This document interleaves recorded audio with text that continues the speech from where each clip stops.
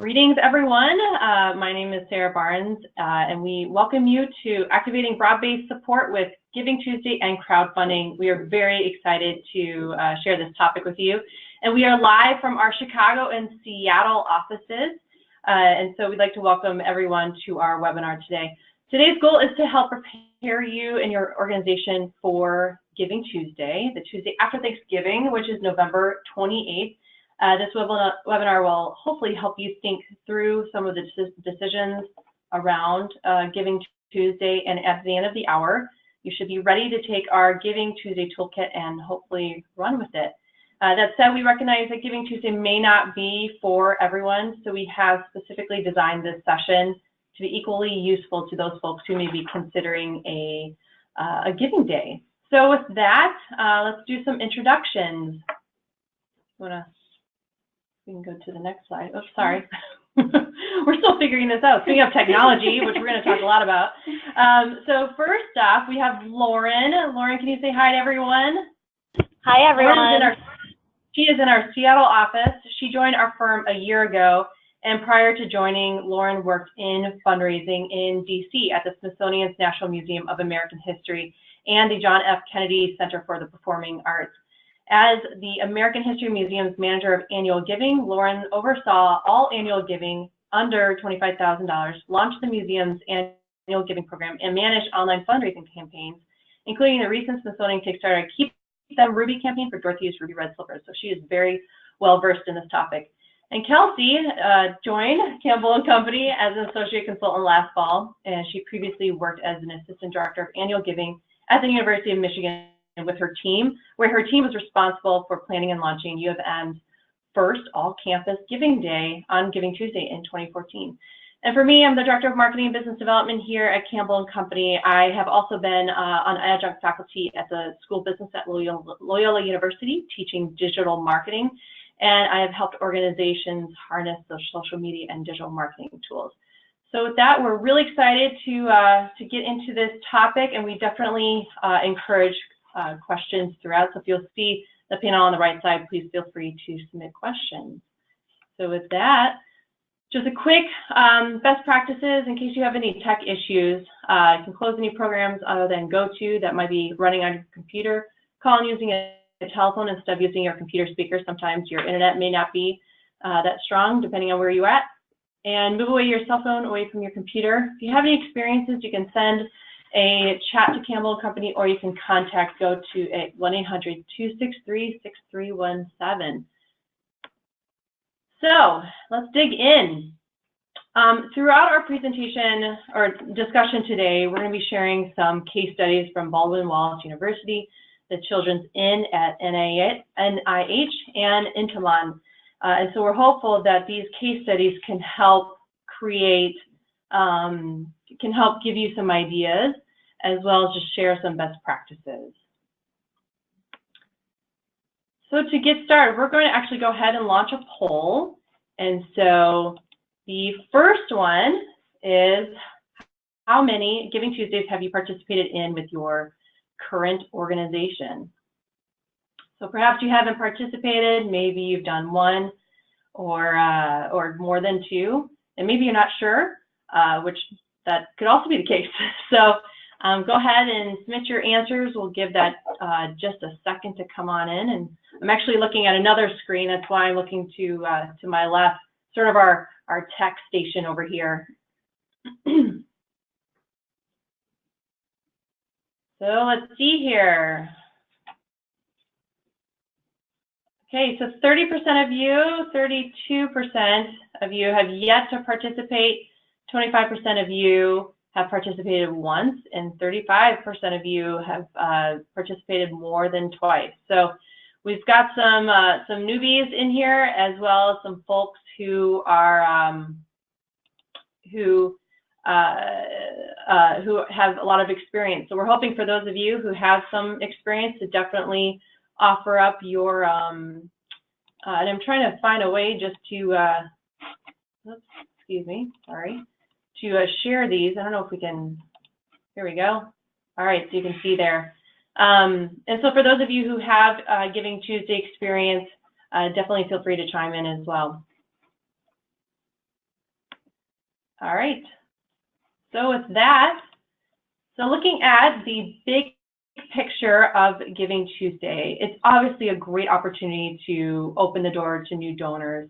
It's a way to introduce your organization to people who may not be familiar with your mission, but also to introducing your mission to new people, as well as hopefully engaging them into your organization.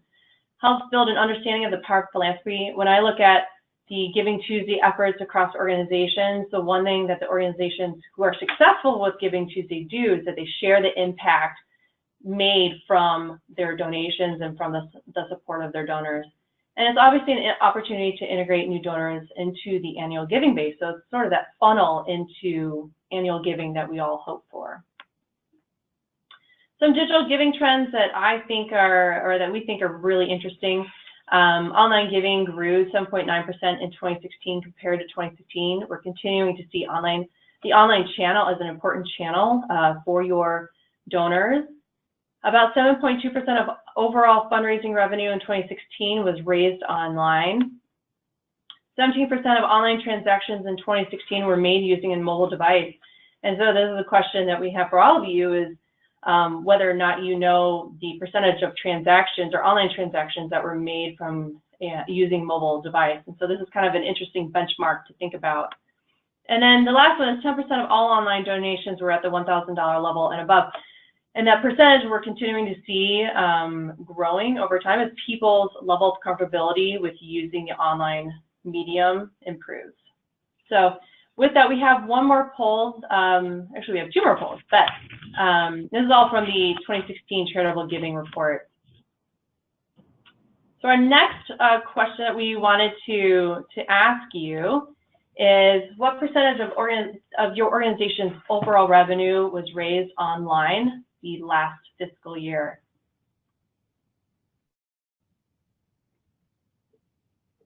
Answers are coming in.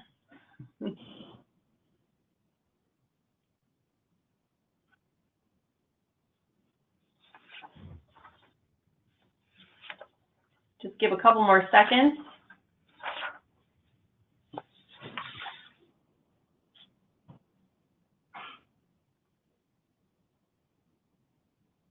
Got 76% of you have voted. Let's try to get up that, get that up to around 80.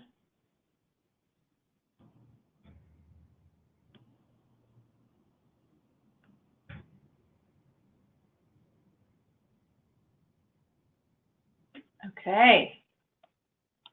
So let me share the results with you all. So less than 5%, 31% of you answered less than 5% of your giving. 16% of you are seeing 5 to 10%. Kudos to you all.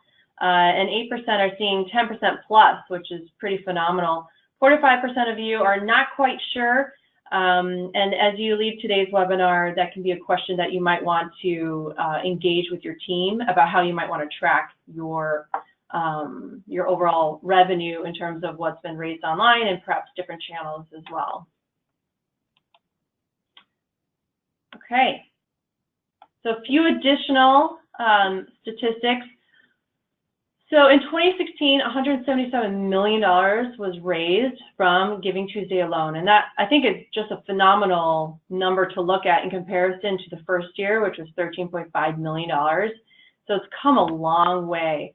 $107 or $108 is the mean online gift. So always keep that in perspective as you're raising money this year. 1.6 million total gifts, and 2.4 million social media engagements.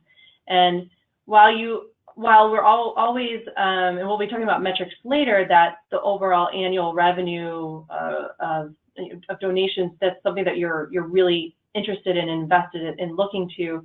Also remember that engagement is so important in terms of communicating your mission and bringing a potential person into becoming a donor. So make sure to try to track your engagements as well.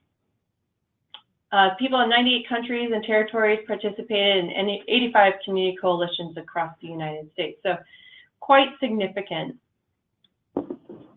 So you may be asking yourself, will Giving Tuesday work for you? And I think this is a big question that you and your organization and your team will want to discuss, especially since Giving Tuesday is very saturated. If you are considering Giving Tuesday, here are some benefits. So it taps into the excitement of the national movement to reach new audiences. Again, this is where you have the opportunity to introduce your mission to new potential supporters. Attracts donors that aren't coming in through the more traditional vehicles. Enhances and promotes your year-end messaging. So this is a phenomenal way to really bring to light your overall message and how you want to end the year from an annual giving perspective. And then increases engagement. There's an opportunity to increase engagement through an in-person event.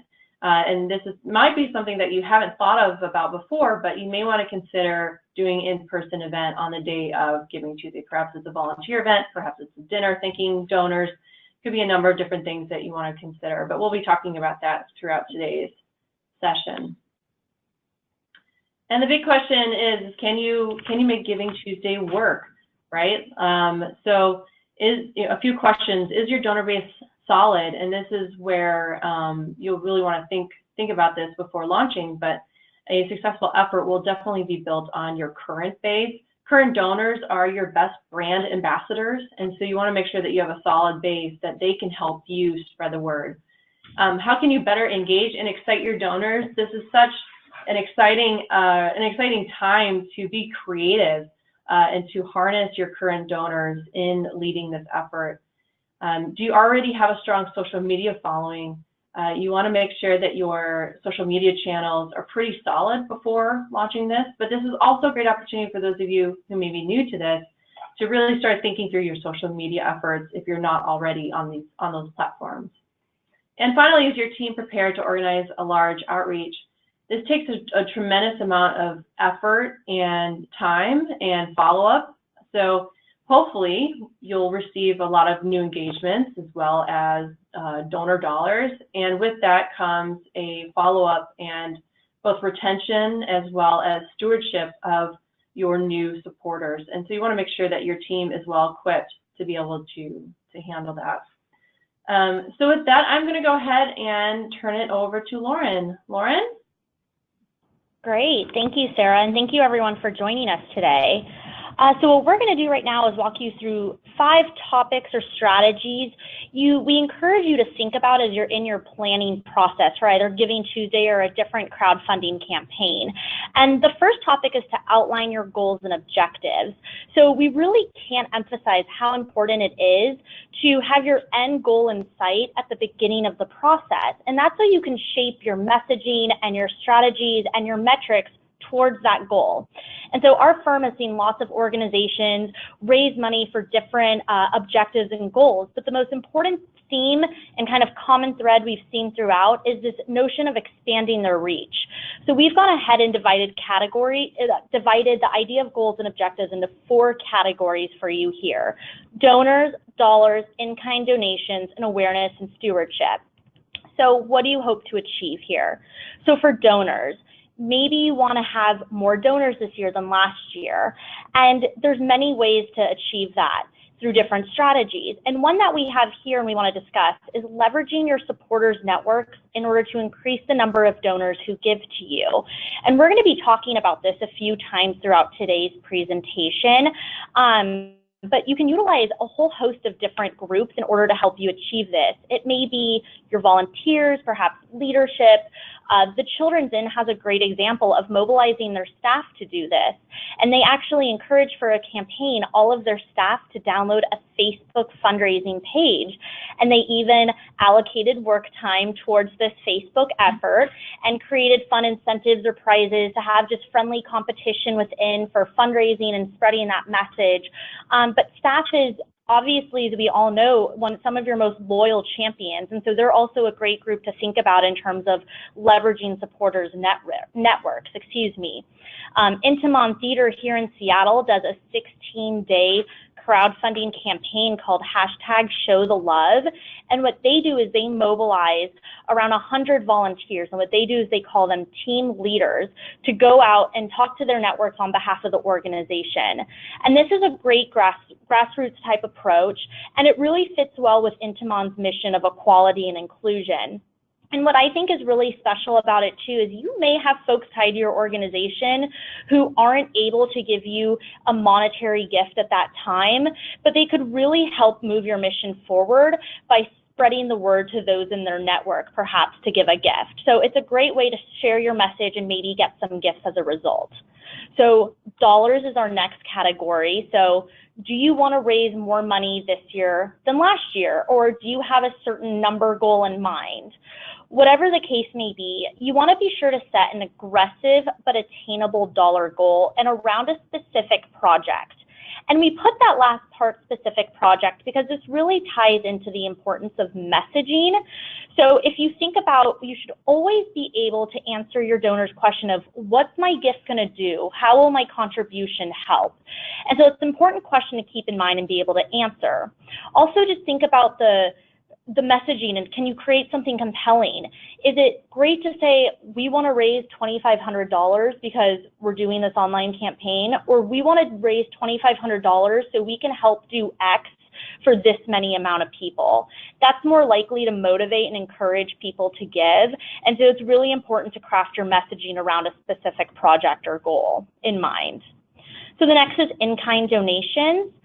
This is just a really fantastic idea if maybe you have an annual auction or some sort of annual drive your organization runs, and being able to provide potential donors with a list of items you need. And again, this goes down to about the messaging. Be sure to know why your organization needs them and how you can share that message. Again, messaging is really important here. And lastly is awareness and stewardship. I think that every organization has the goal of awareness. You want more people to know who your organization is, what you do, and what you achieve. And so since this is an online giving campaign, it's really important to have that unified, cohesive social media strategy. I think the way in which we interact with anything, you can think about friends, family, coworkers, we do this online now. And I don't think that's any different regarding the organizations that we may love or support. So it's really important to have that social media strategy on multiple platforms so that, take myself, for instance, I follow so many organizations I not only support, but that I'm just interested and enjoy learning about through their Facebook or their Instagram. So it's a great way to garner more support in that method. Baldwin Wallace has a great example here as well. And these social media platforms are a really excellent way to promote if you're doing a matching gift. Baldwin Wallace had 2 local restaurants pitch in for $500 if they were able to attain a certain amount of likes or shares during their campaign. So perhaps you're having folks on your social media platforms that aren't necessarily going to give to you right at that moment, but maybe they're willing to share to help you meet a goal or to like something to have you meet a goal. So that way you're attaining both a financial goal and a social media imprint. So those are really great creative ideas in order to engage people in both ways. So we're going to move to number 2 now, which is assessing your resources. So we've defined our goals, we've defined our objectives, and now it's kind of the million-dollar question. Who is going to do what? Who's going to take responsibility? And I know not everyone jump up at once and raise your hand, but basically what the next slide shows is, what do you need? And this is really where I think about putting your project management hat on and thinking, what is it that we need in terms of human resources as well as tasks?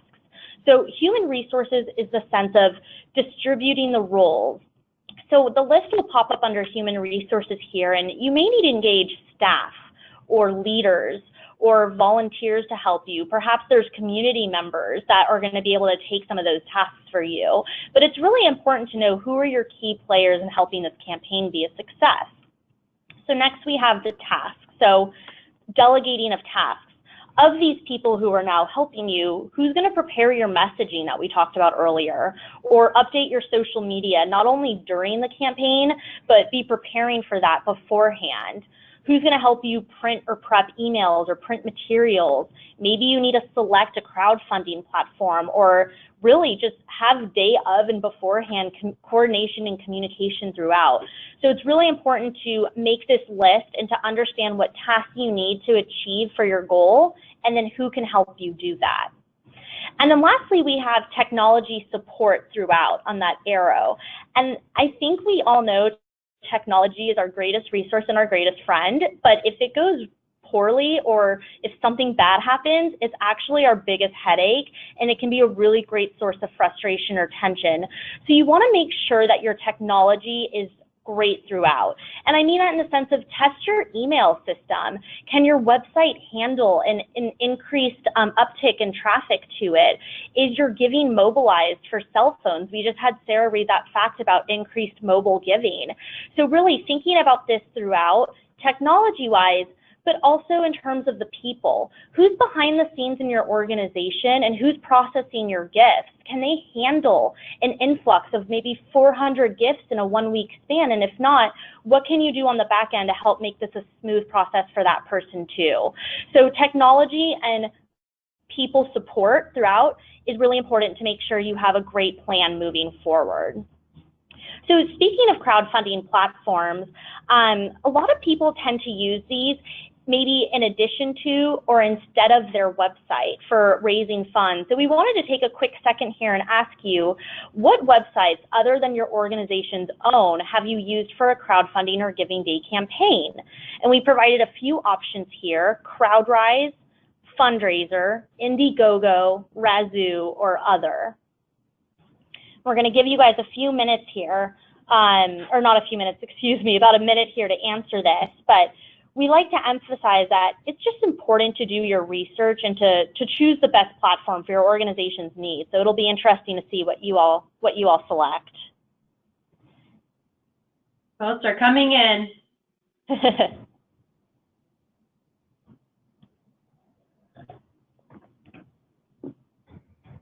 So while the results are coming in, I'm just going to take the opportunity to let everyone know that our Giving Tuesday toolkit online, we not only provide you a list of platforms, but what I actually find more helpful is that we provide a set of questions to ask and really features to consider during the selection process. So you'll want to consider what resources these platforms have that can best meet your organization's needs. So this breaks down into fee structure or branding capabilities or customer support, but we really encourage you to look at that toolkit if you are considering using a platform just as a jumping off point. Great, and I put the link in the chat for everyone. So great, thanks, Sarah. Absolutely.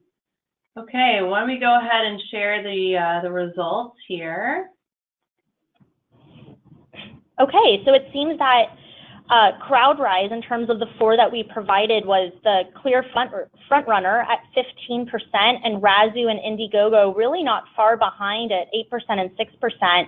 But I find it interesting that 68% of you have marked other. So again, in that chat capability and GoToMeeting, please feel free to let us know what other platform sites you use or you highly recommend. That's something that we can share and is very helpful for our information as well. Sounds good. So next we're going to move on to leveraging volunteer networks. So there's 2 ways in which to do this, and I know I touched on this a little bit earlier, but using existing volunteer groups to spread awareness throughout their network. So to empower your supporters to have really a more rich and engaging experience with your organization by working with them to spread awareness is a great cultivation and stewardship tool as well. So you may want to think about trustees or young professional boards. Maybe you have some social media savvy volunteers or staff members who you can enlist for this effort.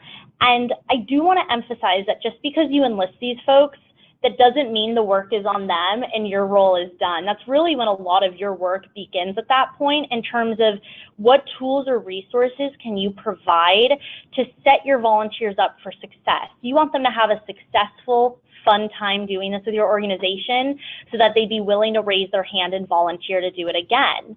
So I actually want to talk a bit about Intimon's. I mentioned earlier their 16-day campaign effort, and so they really have a wide variety of resources they use and they provide for their volunteers. And I want to read the list just to make sure I don't leave anything off. But they create email templates. They have cultivation events like a launch party like Sarah had mentioned earlier, training tools and resources, daily reminder emails, personalized 24/7 support, and then also daily shareable content through the form of videos. So as you can imagine, that's a lot of work, but it's important to think about what you can do for your organization, what your volunteers specifically need in order to be successful. And those were just a few examples I wanted to share. So next we have engaging your loyal supporters and community partners as matching donors. Matching gifts, it's no secret. A lot of organizations use this, and it's a great tool to empower other and additional giving.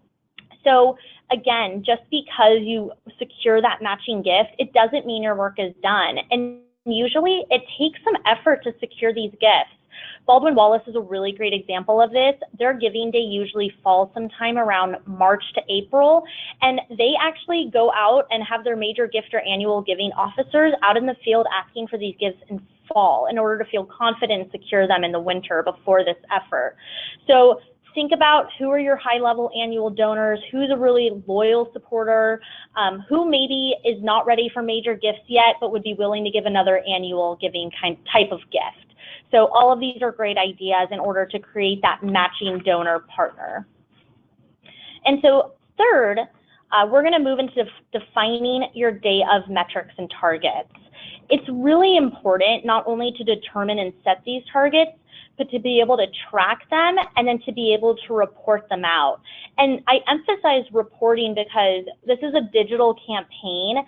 We are in a world right now where we expect information instantly. We want updates. We want that data. So this is really important to, if you're choosing a platform or whatever it may be, to be able to report out in real time and do so. And something that I have found in my past experience, it can actually garner more support throughout, because if you're able to say we're halfway through our campaign, we're halfway through our goal, someone may just be seeing that message and think, oh great, they're already at halfway, I want to support them and help them get to that finish line. So that could also help get you some additional support throughout. So we divided our metrics here, as you can see, into 3 categories: donation. And so donation metrics can break down into the total number of donors, total donors pledged, perhaps your total in-kind donations. For example, we want 250 new donors for our 250th year is a great message. Social media metrics may be the number of retweets or likes or shares, that social media imprint Sarah was talking about earlier. Perhaps if you're primarily communicating through email, it's that open and click-through rate, or your donation sources. And then lastly is participation metrics. So maybe you want to involve 50 new volunteers. Maybe you want to have 100% board participation. Maybe you want to engage 2 new community partners in the effort. That being said, you don't have to just choose a lane and stick to it. You can choose metrics from either one. You can mix and match.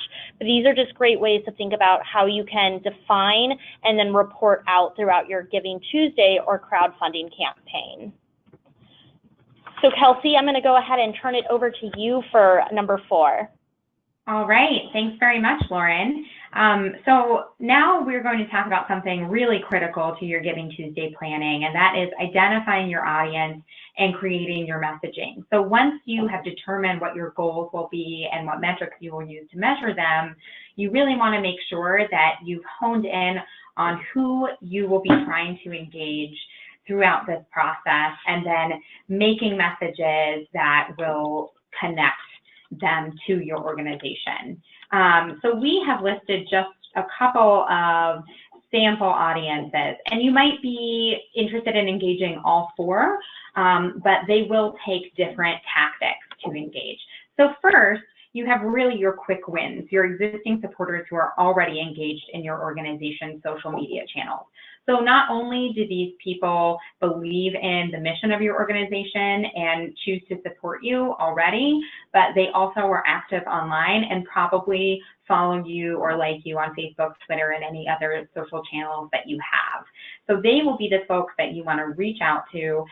Tell them that you are planning on doing something for Giving Tuesday in advance, and let them know that you're going to ask them to share content on your behalf with their network. The next audience, potential new supporters who are connected to existing supporters. So these are folks in that next concentric circle. They know people and probably follow them on social channels who know you. So these are really the people who you are going to ask those existing supporters to reach out to. And you want to think about the fact that while they're in that second circle, they might not know of your organization, they might not know what you do. So when you're creating messaging, you want to make sure to be super clear about who you are, what you're asking for, and why you do it. Clarity is going to be your best friend in this process. Next, existing supporters who are not engaged in your organization's social media channels. So you want to keep in mind that you, of course, have donors and friends who are either not active online or who haven't yet chosen to follow or like you on channels. So you want to make sure that you get the message about Giving Tuesday out to them using other media. So that might be perhaps through a direct mail appeal, it might be a feature in your magazine or e-newsletter, or it could be email. That's a really effective tool. A great thing to do in email is to send out a heads up to people telling them that you're going to be running this very social media centric campaign, and asking them right then and there to click on a simple button and to follow you or to like you, and really make sure that they have connected with you before Giving Tuesday. Finally, you have potential new supporters with little or no connection to your organization's existing supporters. So these are the furthest away from you and, in fact, the hardest to reach. These people are not going to see your content unless you do things like boosting posts on Facebook. Perhaps you want to reach out to press outlets and do a press release, or you could think about whether you have connections to any celebrity spokespeople or important folks in the community who might have a broader following and who might be willing to say something on your behalf online leading up to Giving Tuesday. So once you have that audience engaged, the next step and the final step is to create effective, compelling, and shareable content. Easier said than done, right? So we always like to hit home the fact that a message is a simple expression of a compelling idea. There is a lot of noise on Giving Tuesday, really good noise and positive noise, but thousands of organizations will be participating in Giving Tuesday and trying to engage people in supporting them. So your message, the more clear and the simpler it is, the better you will be able to cut through that noise and to reach people. And I just want to quickly say that our Giving Tuesday toolkit does contain some more pointers that will help you go about crafting that message if this is really where you think you need to spend a lot of your time or where your biggest uphill battle is going to be. And then we also offer another series of webinars specifically focusing on fundraising communications led by our Director of Communications, Andy Brommel. And those will be starting up soon, so I'd encourage you to check those out on our website if you're interested. But really at the core of crafting that message is figuring out first what the big idea is. And we've alluded to this several times. So we wanted to just list some examples of how you might approach that message and then show you what some other organizations have done in those areas. So you might choose to repurpose stories and messaging from your year-end appeal. This is a really efficient approach. If you think that you're going to be time crunched, or if you just don't have the resources to go out and gather new stories and create all new collateral, what you might think about is whether you've already done some work either for your year-end appeal or for past appeals, and you have photos, any videos, and other testimonials that you could repackage. Just add a little bit of Giving Tuesday messaging, create content that is really specific to whatever social channels you will be using, and you reuse that content you already have. Also, Lauren talked a little bit about funding specific projects. So this is a really good idea, I think, for Giving Tuesday because it's very easy to create urgency and excitement around funding a project. When you're trying to raise money to accomplish a specific thing, you can get people really engaged in tracking your success throughout the day, especially when it's so time-bound. I know I have certainly, sat and refreshed websites before when an organization was engaged in something that felt really palpable and urgent. You might choose to play up the theme of gratitude and giving back associated with Giving Tuesday. So let's not forget that Giving Tuesday happens the Tuesday after Thanksgiving. It also follows Black Friday and Cyber Monday. So it's really the response to those days focused on consumption. And it is an opportunity to make everybody feel good, give back, or pay it forward. And there's a lot that you can do with that message if you so choose. Finally, just one last pointer. If you have participated in Giving Tuesday in the past, and I know about a third of you said that this will be probably your third time, if you've done that, think about how you will change or update messaging from previous year's campaigns. You can always try something radically different, but if you have used a type of message or a strategy that's been successful in the past, we'd encourage you to still look for ways that you can update content, make it feel really fresh.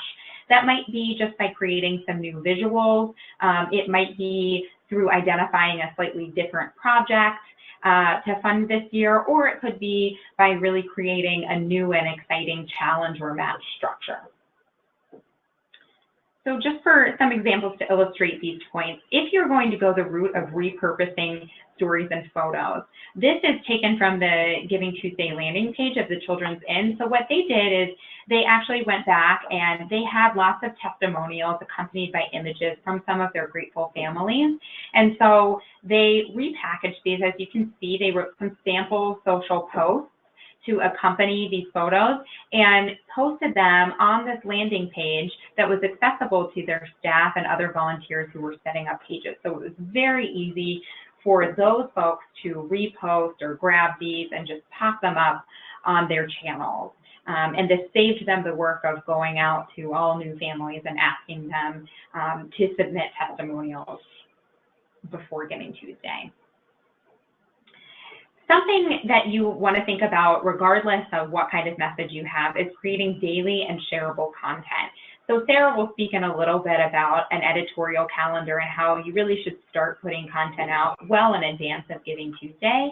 And one thing that you might consider doing is using video. So this is something that Intamin has done for their crowdfunding campaign. They've developed a sort of template for this called the Daily Spark. So this is really not a high budget project. It's something that they have engaged staff and volunteers and other people close to them in doing, just quickly saying, why you should participate in the campaign. So think about this. It's especially useful around projects if you want to convey to your supporters and to those second and third concentric circles why the project is really important. It's also great to give your staff and volunteers something to use. If you have video, it's very easy to share that with them and say, hey, we have a new asset. We'd love it if you would repost this or pop it up on your Facebook feed and just get it out there so people become familiar with your organization and with your goals for Giving Tuesday, even before the day of. If you're choosing to play up the theme of the holiday, we just wanted to do a quick plug. You might choose to use the hashtag unselfie.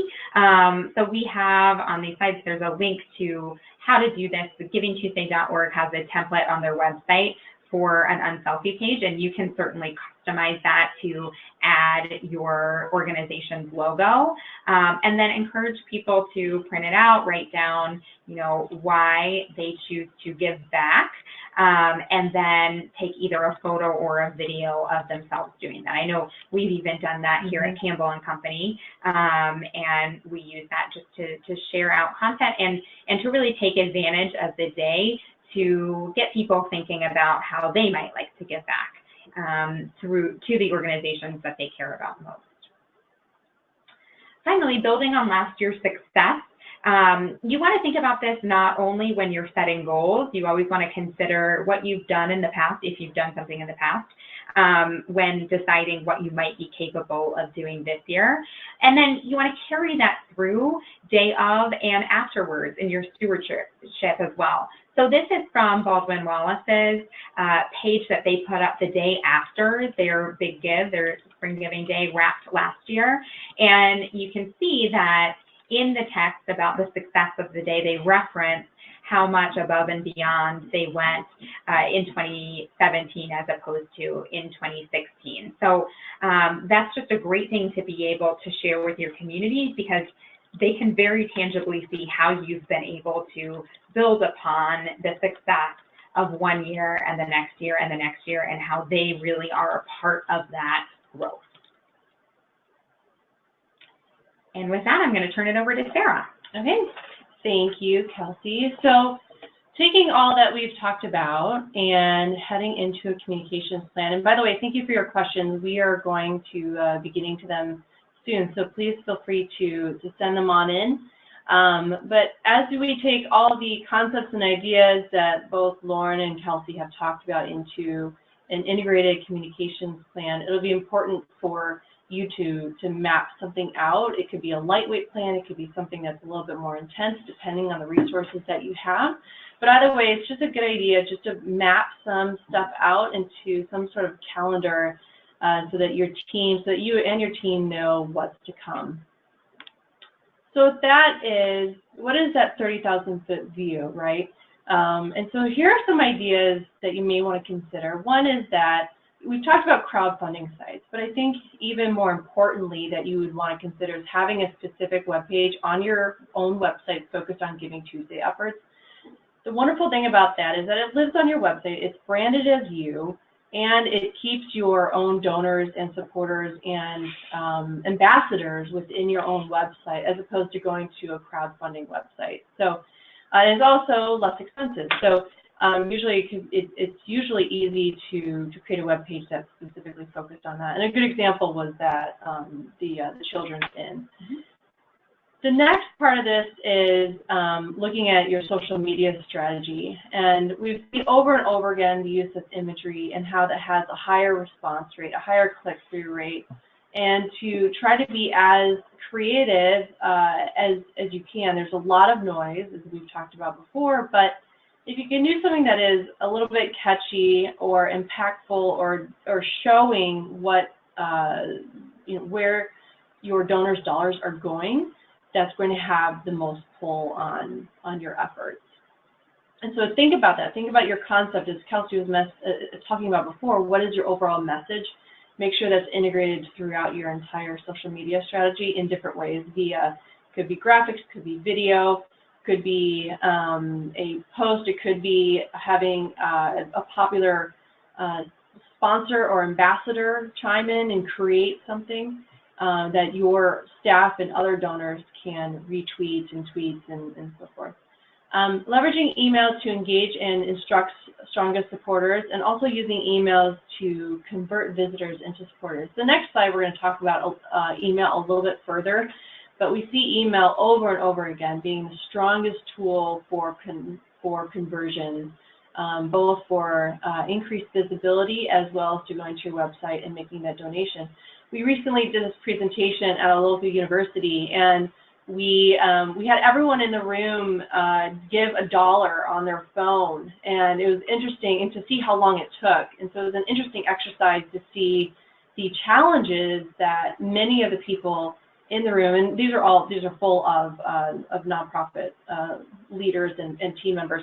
So it was interesting to see how challenging it was to make that gift over the phone. And so make sure that you've tested out yourself. I would also have a spouse, a partner, or a friend, or a supporter, maybe somebody who's not directly affiliated with your organization. Give that test out. Say, hey, will you go just donate $1? Time it. How many pages do you have to go through? And that's going to really help you think about how you can streamline those efforts. Using video to communicate simple messages in a unique way. And we've seen that across some of the most successful organizations when it comes to Giving Tuesday. We've seen it. ACLU does a fantastic job. Kelsey shared an example earlier. And we recommend that with video, obviously length is important, so you don't want to inundate people with really long videos. Short and sweet really can get your message across very easily and effectively. And you may be asking yourself, well, we don't have the kind of budget to go and produce these beautiful videos. And you've been quite honestly now with technology and our mobile devices, if it's iPhone or an Android or whatever the case may be, that you have that technology in your hand. You just have to think through a unique way of what you want to take. So perhaps you're doing individual videos of your staff talking about how the organization makes an impact to them and to your clients and to your supporters, to your community as well. So think that through. It's definitely worth getting together as a team and talking about that. And then also, I think one of the things that is often overlooked is how you can incorporate Giving Tuesday into your year-end approach. And this is where you have the opportunity to take your new donors into that funnel, into that constant, into sort of that retention and stewardship. And it's always interesting when I get an annual appeal after I've made a Giving Tuesday gift. And in fact, I recently got an annual fund appeal when I'd already given a donation for something else, and there was no mention of the fact that I had just given a gift. And so if you can, in your CRM efforts, just make sure that you're acknowledging the donation and the gift that somebody has already given. So perhaps it's starting off, hey, thank you so much for that $50 gift for Giving Tuesday. Because of that, we were able to do X. Looking at our annual appeal, we are hoping to raise this for XYZ.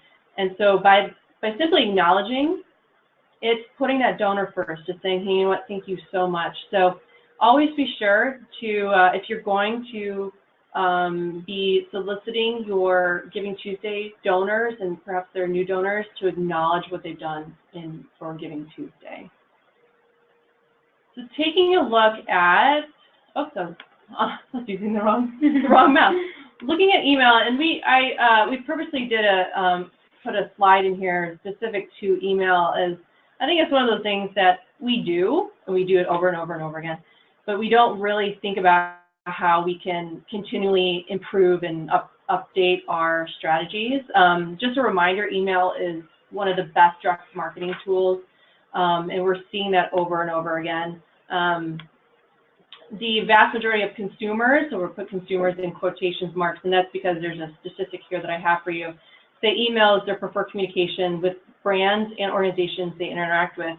And there was a report by Adistra that says that emails with personalized subject lines have a 22% higher open rate. So more and more users are expecting each touch point for them. So keep in mind, as we go into this next bullet about segmentation, is that this is a way to personalize your email communications to the extent that that's possible. And do testing. I don't know if many of you are doing A/B testing, meaning you're sending out one message to one group and another message. Perhaps you're changing one variable within that message to do some A/B testing. Definitely try to segment and do that because you're going to learn from that. This is all about growing and experiencing and trying new things, and this is a great opportunity to try to do that if you have the resources for it. Make sure it's mobile friendly. Oftentimes you'll go ahead and test. You're like, all right, I'm going to go to test the Outlook. I'm going to go test Yahoo and Gmail. But you oftentimes forget that one of the most important platforms is right in front of your face on your desk. That's your mobile. And always, always, always make sure that it's mobile friendly. And by that I mean not just being able to just read through, but also that the call to actions are really clear and obvious. So we had a question at this other session that we were leading about, should we do HTML links or have a button? And what we recommend, and the button is, if we're getting into coding specifically, a button is also HTML. But if you can, what we would suggest doing is your call to actions, making sure that it's a clear button for them to click through as opposed to one line of text. You'll find that that probably gives you a higher response rate. So also some things to consider is mobile usage, which we just talked about, easy calls to actions. And this is probably one thing that I think we see over and over again that organizations are struggling with. And it's just something that I think we're doing things so quickly because we're strapped for time. think about where your calls to actions are within your content, making sure that your content isn't too heavy. In some of the best emails that we saw, there were 3 calls to actions. There was one that was earlier in the body, there was an image that was a clear call to action, and then there was one further below in the email itself. Obviously, you don't want it to be inundated with it, but to the extent that you can have it be natural is pretty important. A captivating subject line is also in order to get the best open rate. So as we think through some of those metrics that Lauren was talking about, you want to have a clear, captivating subject line. And then also throughout your email and perhaps at the bottom, just make sure that you're linking to your social media accounts. So directing them to those engagements, to those channels, so that if there's any sort of message that you want them to share, that they can and do so very easily. Getting into what an editorial calendar might look like, and I'm just going to go through this quickly because we're getting a little bit short of time, is that, and this is just high level, I think your own editorial calendar will differ based on your own organization's needs. But if you haven't already started building a following and connecting with your donors, this is your opportunity to try to do that. In November, you can start to discuss or introduce the concept of Giving Tuesday. And what we suggest by doing that would be to sort of start introducing your theme or your project that you're trying to raise money for. November weeks 3 through 4 is to talk about those goals a little bit more specifically, and to follow up and really describe what the impact will be if you can raise a certain number. And perhaps during that time, you can share that you have a matching gift, or you have a donor who's willing to match dollar for dollar. It'd be a great opportunity to do that.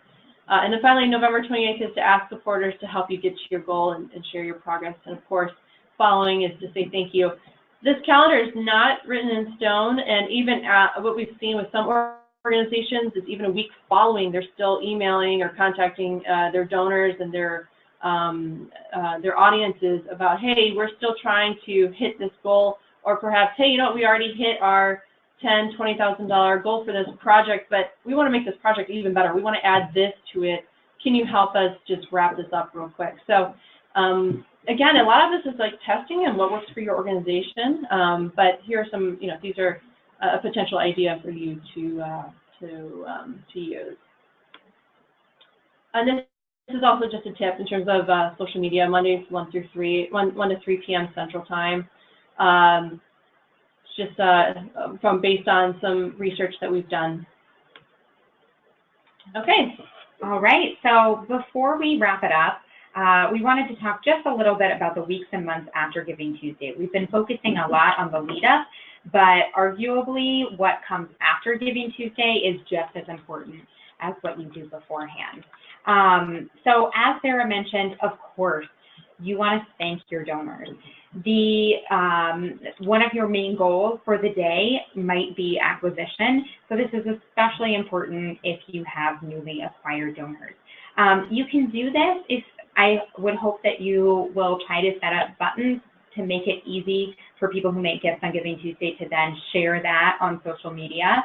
I would encourage you to have somebody monitoring your account and posting really quick follow-ups. So comment on those posts, say thank you. You can even create some really fun images or maybe even GIFs to have ready to go and shoot out day of. This is important because you see them right away. Also, as Lauren was noting, you might have an influx of gifts like you've never seen before. We hope you do. So it could take you a little longer to process everything and send out acknowledgments. So this really buys you some time. But of course, you want to follow up with personalized thank you notes or emails later. You want to think about opportunities to share more information and engagement opportunities with these new donors. So this can be done by adding supporters to email and mailing lists. Also, if you're pushing a specific project and looking to send that on Giving Tuesday, perhaps you want to send some follow-up information on that. And if you have any events or volunteer opportunities related to it, this is a great new audience for requests to participate in that sort of thing. And then you always want to be thinking about how to convert these first-time donors into long-time donors. A really nice way to do that might be to reach out perhaps a few months after they make their Giving Tuesday gift, maybe not even that long, and ask them if they would consider becoming a sustaining supporter. So if you have any type of monthly giving program, this is a great target audience for that. They've already given online. They've already showed their willingness to engage in a collective impact project. So they are really primed for messaging around, going through one simple process that supports you throughout the year and really adds up to a lot for you, but doesn't hurt them that much. And then along with stewardship, you want to think about measuring the impact of Giving Tuesday as well. So we've talked a lot about metrics for day of, but you also want to think about metrics to track the longer term impacts of the day on your annual fund program. And we have some specific examples of these in our toolkit that I would encourage you to look at. But I just want to note that this is really important to determining the ROI of this day and to helping you decide whether or not you'll do it again, and if so, if you'll scale your efforts up or down. Finally, you want to monitor how your Giving Tuesday donors respond to regular appeals. So if your first-time donors haven't given again by Giving Tuesday next year, you'll probably want to create a special segment for them. You might even think about whether you have any other crowdfunding or flash campaigns that they might want to give to. And just as important is to look at how your long-term donors who give on Giving Tuesday behave too. So one potential risk, because Giving Tuesday is often about collective impact and participation, it's possible that some people might make lower gifts than they normally do to your organization on Giving Tuesday. So just make sure that you're looking at that, and as you grow close to the end of your fiscal year, if you have a group of donors who you think should be giving at a higher level and gave on Giving Tuesday, perhaps you want to send out a special appeal just to ask them to make up that difference. So that brings us to the end, and I think we have just a few minutes for questions. So Sarah? We sure do. We are going to actually unmute or unmute Carrie Dahlstrom. Carrie, are you there? I am. Can you hear me? We can hear you. Go ahead and ask your question. So I work for a large national organization, and our marketing department at our global headquarters is doing many of the tactics that you mentioned. But as the regional marketing director for our region, I wonder what advice you might have for ways that we can amplify their effort. Great. Lauren or Kelsey, either of you want to? Absolutely. That's a great question. So I think really asking them if you can share or customize the content that they're creating in any way. Perhaps some of the assets that they're making are customizable, and I think that's one of the best things that in a large organization where you might have a central team creating social media assets or emails, one of the best things that they can do is leave a little room for people who are more in touch with specific markets or audiences to customize that. So you might ask them if there's anything that you can do to help them there. I think also just spreading the word to as many people as possible. So that could include your fellow staff members in the office.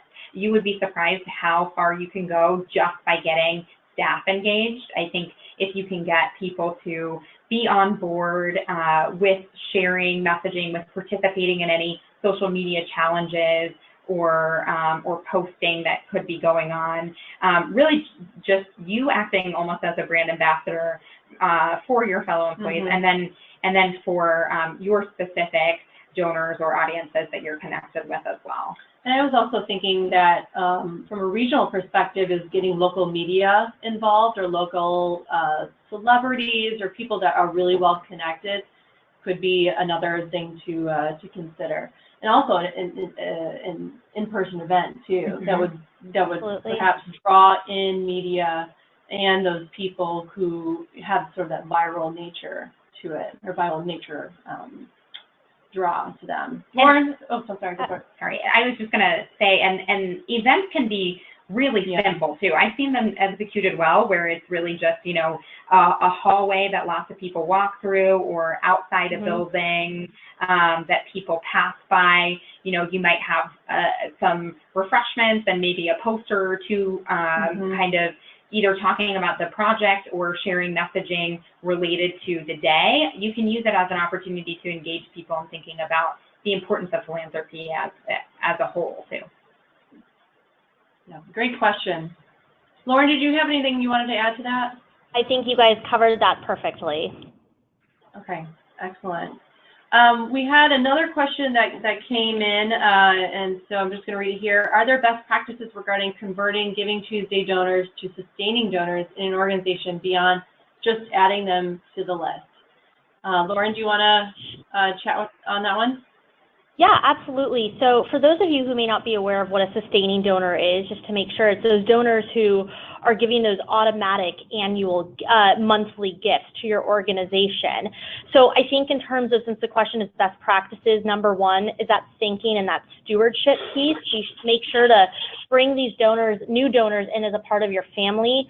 Let them know about the sustaining program, and I agree with you, just don't add them to a random list just to get random emails from your organization. Really target them, really advertise your sustaining program to these donors. And then lastly, I think that if it's a new donor, they may have done this out of a transaction. Perhaps they saw it on a staff member's Facebook and wanted to contribute.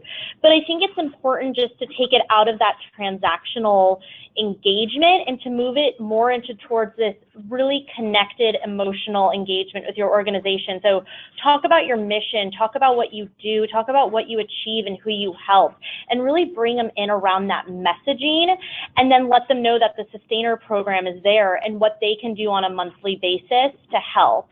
And I think that that can be a really powerful tool, just telling them about it, but also telling them what a monthly gift can achieve through messaging. Okay. Great, Lauren. And you know what? I was just looking at the time that it's 1:01 Central Time, and so we do want to be respectful of all of your time here. But for those of you that we did not get to your questions, we'll do our best to answer them and get back to you. About a few hours after today's presentation, you'll receive a link to our YouTube and also certification for CFRE. I forgot to mention that this is CFRE certified. So with that, from all of us, thank you so much for joining us. The really great conversation and excellent questions, and we will be in touch. If you have any questions or want to look out for our next webinar, please feel free to go to our website. So with that, we hope you have a great start to your fall. Thank you, everyone. Thanks, all. Thanks, everyone.